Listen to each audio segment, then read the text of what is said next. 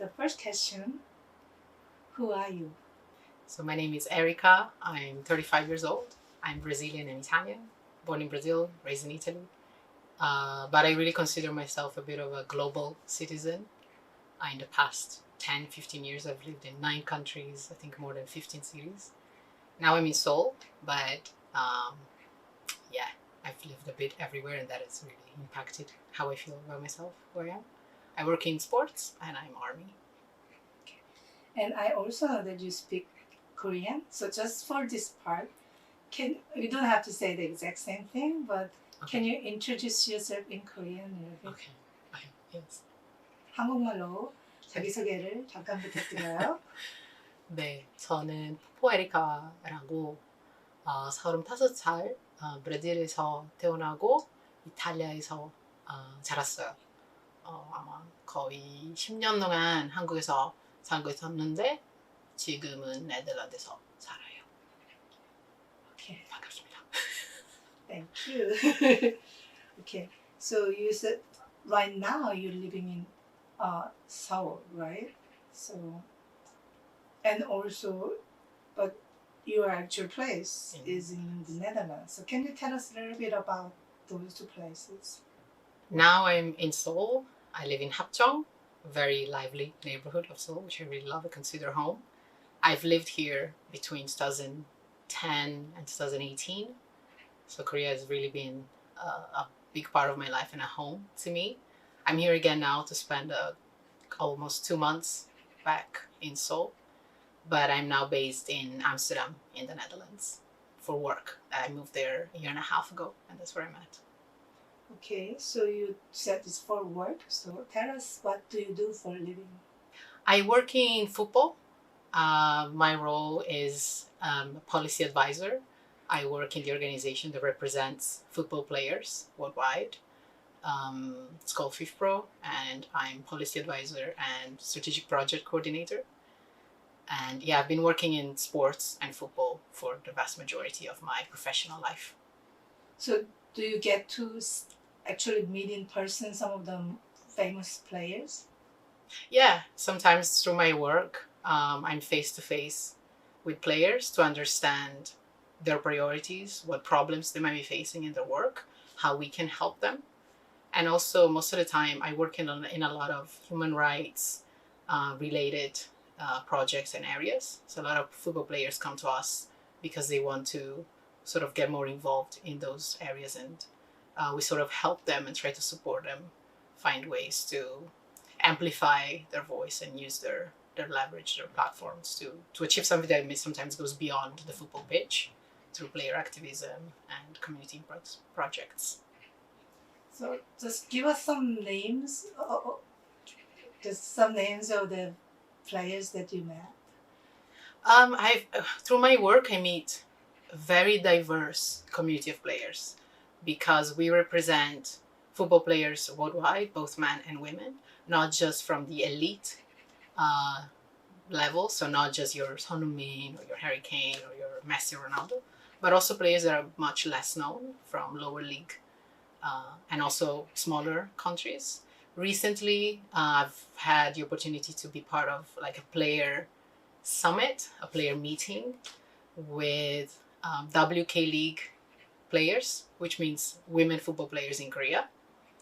And it's been very empowering, very inspiring for me to just be there and sort of get to know their perspective. And we've had also some events with the captain of the women's national team from Korea, but we've had like projects with the Finnish former national team captain, players in the Netherlands, players in England. So it really varies a lot. Next question is a little more personal. So what is the happiest memory of your life? That's a tough one. I don't know if I can point out the happiest memory, but I definitely have moments in which I felt a lot of joy and some like a feeling of freedom.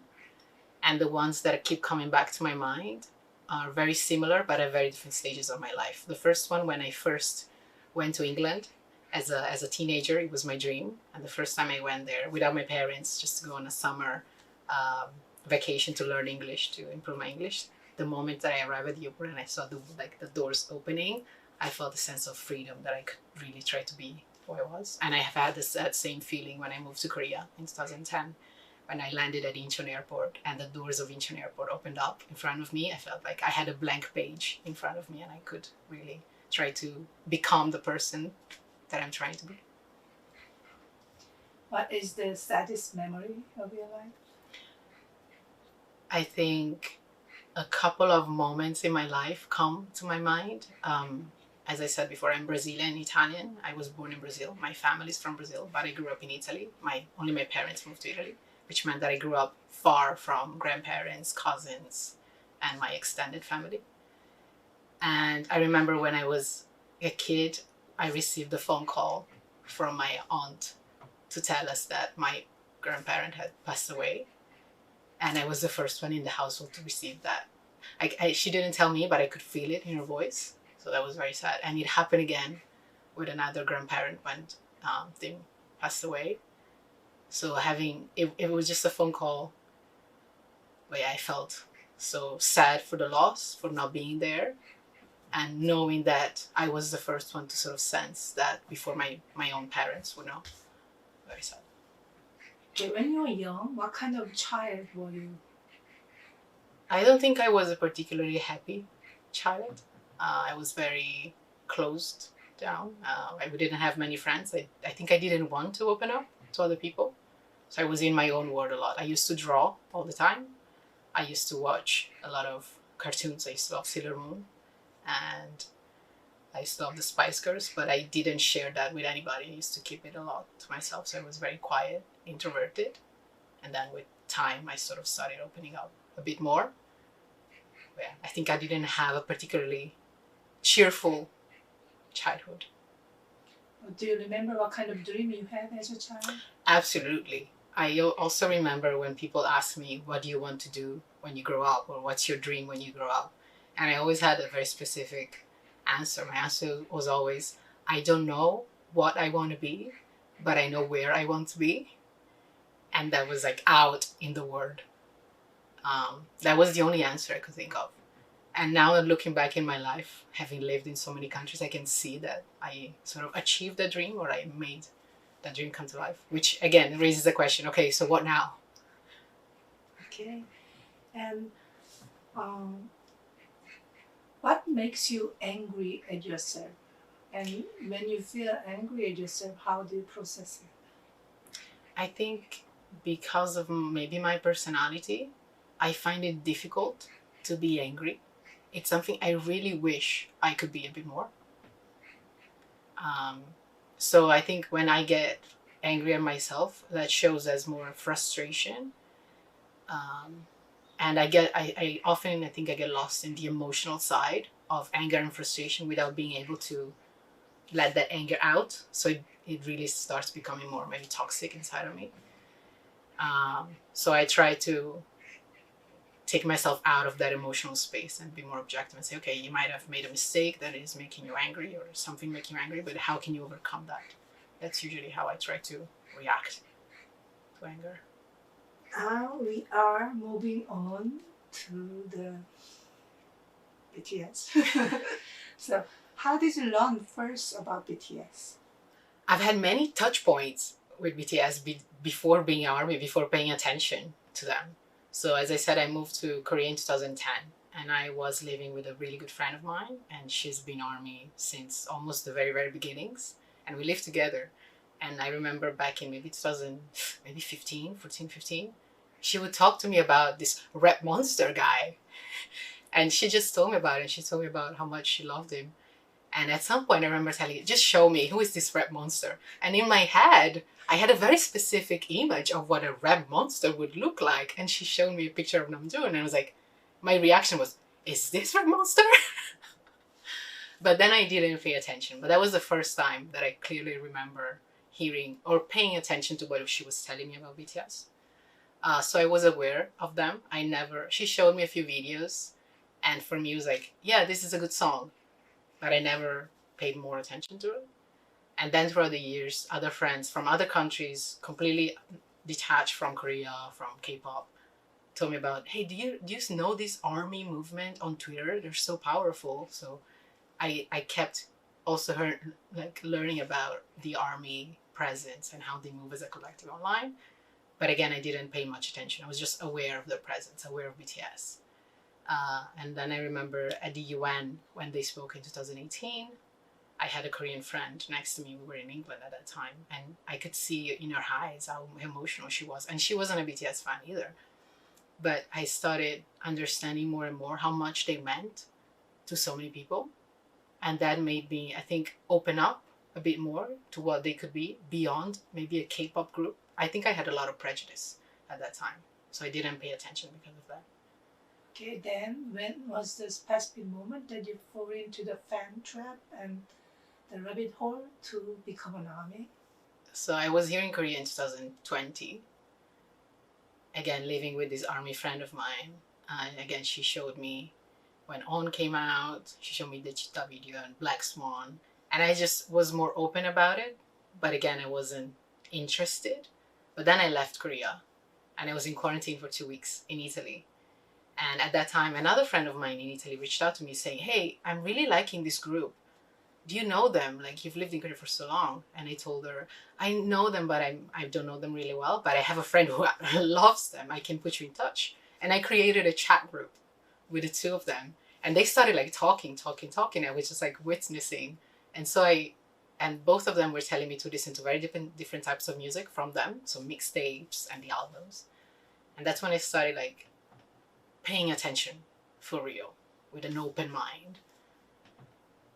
And I really got into their music. Then Dynamite came out, and I love Dynamite. And I think I started becoming ARMY when I watched their documentary series, their V-Lives, and I sort of understood who they were as people beyond also their music videos. And from then on, it was just like a whole process that brought me to this rabbit hole. Okay, so do you think BT has, in a way, that changed your life a bit?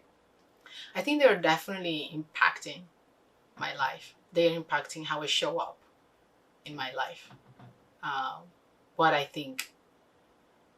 I believe that I will truly understand how much they've changed me, or they've helped me develop, I think, rather than a passive force. They've helped me open up. They've helped me shape the new version of myself. I think I will only understand that maybe in a few years, looking back, and I will notice the difference. So definitely they've impacted a lot of my personal life, my professional life. Everyone around me knows I'm ARMY. And yeah, for sure they've had a huge impact. So you've lived in so many different countries, and you've met so many people from diverse backgrounds and cultures, and you are actually doing something that's impacting other communities with the Football Association work also. So I'm wondering, what are the specific dreams that you are dreaming right now at this very moment? I often think about that. What is my dream? What do I want to achieve? What do I want to be? And I don't know if I can pinpoint a specific dream, but what I hope is to be able to be the full version of myself in all aspects of my life, from morning to nighttime, no matter if I'm working, I'm with friends, I'm listening to BTS, or I'm doing something else, to be the full version of myself and bring that full version of myself to whatever I'm doing. Because I think it's through that process that we can really help the community around us. And ultimately, I think that's maybe my dream, to use my own life and who I can be to help other people. So my hope now, my dream is to bring all the different aspects, all the different areas into just, me present in front of you right now, and see what that becomes, what that results in. Okay, so what is your number one BTS song? So it's very tough to answer. I think it really depends on my mood. But I definitely have a different connection with a couple of songs. And those are Magic Shop and Microcosmos.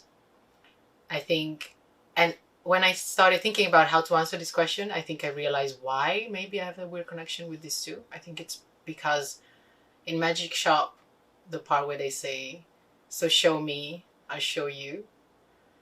And in Microcosmos, you got me, I got you. I think that really shows the connection between BTS and ARMY. And I love them because they feel like a warm blanket. They feel like comforting songs, but it's extremely empowering songs. They, yeah, I feel really comforted, but at the same time empowered to be myself, the force that can get out of maybe a challenge that I'm facing, or yeah, just show up in the world and speak up for myself rather than having someone comforting me and telling me, oh, it will be okay, I will help you. No, they make us understand through I think those two songs remind me a lot that I'm strong and I can face whatever challenge is in front of me, while at the same time being very comforting. If you meet BTS in person, what would you like to say to them? It's a tough one. First of all, I always dream of meeting BTS in my work environment. I hope one day we'll be in the same room because we can, yeah, work together. But regardless, I think of where I meet them, if I can talk to them, if I'm in that situation, I think I would just want to really look at them and just say, like, thank you.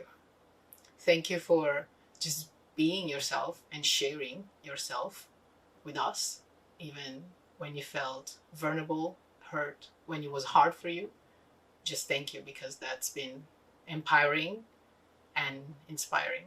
So yeah, I would just like try to show as much of what they meant to so many of us through, yeah, 2 words. Thank you. I hope they understand how much there is behind that.